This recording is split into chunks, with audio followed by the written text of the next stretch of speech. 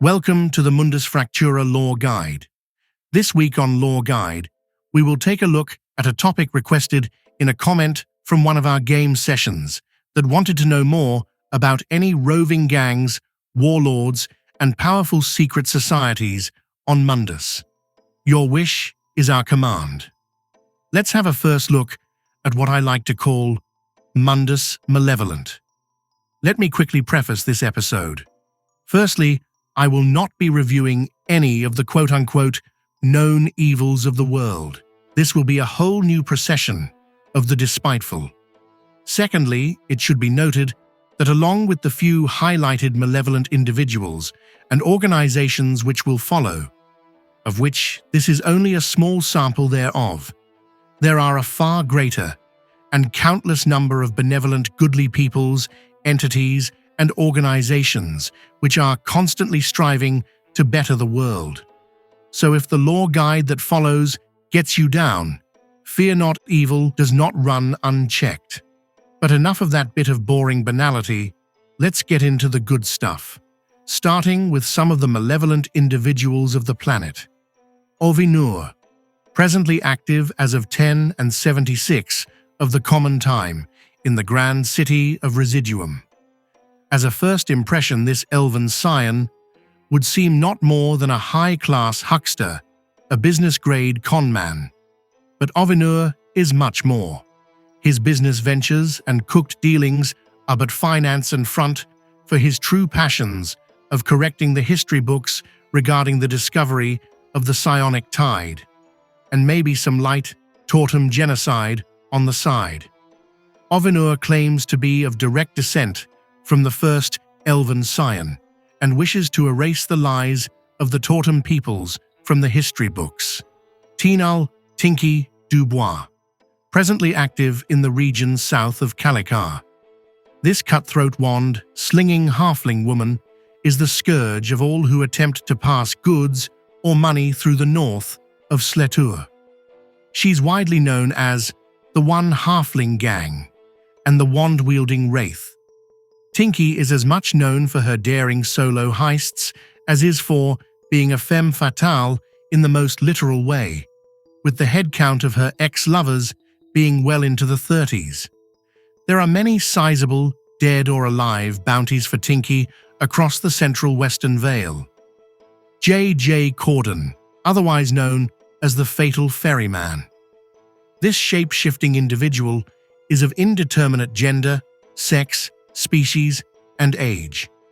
Last known to be active in the northern reaches of the Great Lake, JJ, also known as Pinko Calhoun, Corden, Jimmy Ferry, Smugglin' Sarah, and 100 other aliases, has been active in the Western Vale and throughout all Mundus for at least the past 600 years. JJ's MO is always the same: set up shop as a porter, ferry, or boat person. Relieve passengers of their wealth mid-trip and then force them from the watercraft by any means. Lord Iru Dwarves Blood. This one-legged orcish warlord, along with her horde, are the scourge of the southern Green Mountains. Iru rose to prominence and as war chief of the Dwarves Blood. After a daring raid that secured the orc, dwarf, contested mines of Mount Nightspire in 10 and 60 of the common time. Asufts of the Oaks.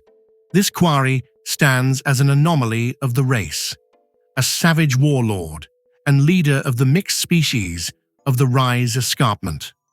Asufts is the merciless ruler of the hills of the Rise and has held the lands in feudal servitude for nearly 1,000 years. Next, let's review some of the gangs, organizations, and secret societies of Mundus Fractura, starting with the Order of the Tomb. This global thieving and fencing network is dedicated to the plundering of the forgotten places of Mundus Fractura and rehoming of these treasures for profit. Little is known of their true inner workings. Surprisingly, they are somehow able to keep the knowledge of their existence little more than a rumor. It is said that the leadership of each member factions meet at least once every century at an unknown location. The Order has an especially strong presence in places rich in tombs or the ruins of ancient civilizations such as in Godre and Adimurk. The Sanford Mob. When most people think of grain farmers, they likely imagine salt-of-the-earth folks, hard-working people, harvesting the land and caring for their family and neighbors. Well, when these ideals are pushed to extremes and placed under the right conditions, as they are in the Sanford region of the Alliance lands, the result is an organized crime family, the likes of the Sanford Mob.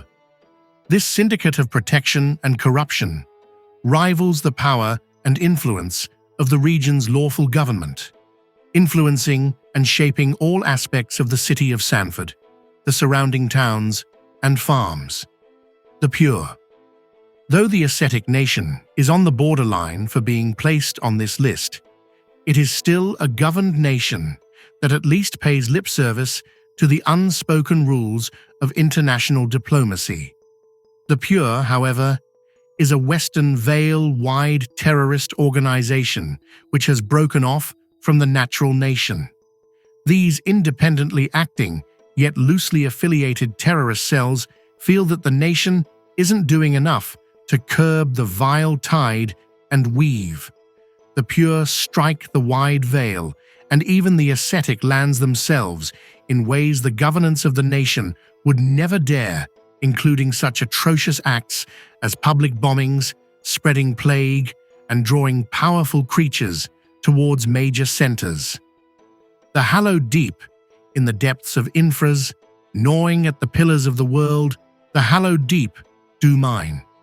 Though their numbers are few, the hallowed deep are as fanatical as they are methodical in their quest to eliminate the surface world.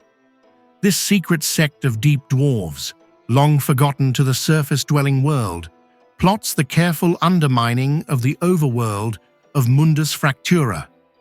The sect is suspected to have started sometime in the past 100 years.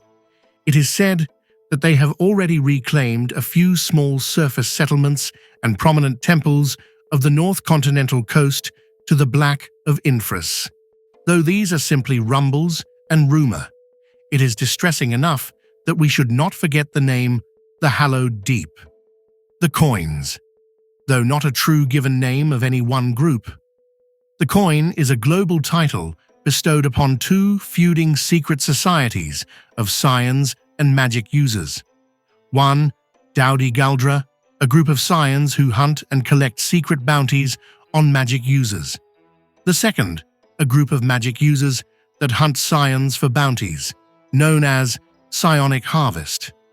Neither group ever seem particularly interested in novice practitioners of the respective arts on a day-to-day level.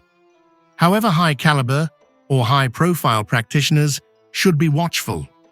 It was initially thought that the well-known mage Penarole of Deep Port had fallen victim to an attack from the Coins, but as it turned out, this was not the case. Though there are a great many more individuals and groups of the Mundus Malevolent, unfortunately, that is all for this time. I hope you have enjoyed this episode.